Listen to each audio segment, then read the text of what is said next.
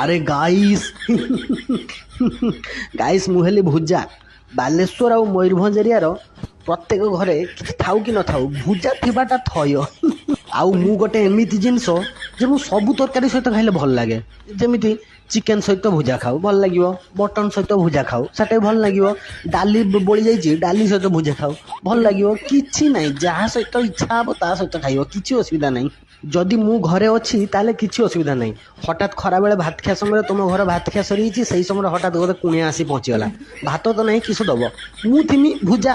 ଭୁଜା ବାଡ଼େ ଦବ, ଚାନାଚୁର ଟିକେ ଦେଇଦବ, କାକୁଡ଼ି ଟିକେ କାଟିଦବ, ଟମାଟୋ ଟିକେ କାଟିଦବ ଦେଇଦବ, ଖୁସି, ସିଏ ବି ଖୁସି ତମେ ବି ଖୁସି।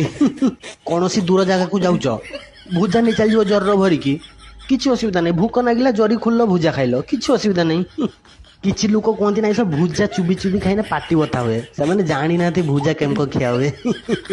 ମାନେ ଭୁଜା ଆଣିକି ସେଇନ କୁଚ କୁଚ କରିକି ପିଆଜ କାଟିକି ଟିକେ ଟମାଟୋ କାଟା ହବ, ଟିକେ କାକୁଡ଼ି କଟା ହବ, ସେଇନ ଟିକେ ଚପ୍ ପଡ଼ିବ, ତାପରେ ଟିକେ ଚେନାଚୁର ପଡ଼ିବ, ତାପରେ ଟିକେ ସୋରିଷ ତେଲ ପଡ଼ିବ, ତାପରେ ଗୁଳିକି ଖାଇଦବ। ସେ ଯୋଉ ଶାନ୍ତି, ପୁରା ସ୍ୱର୍ଗୀୟ ଶାନ୍ତି, ଯିଏ ଖାଇଛି ସେ ଜାଣିଛି।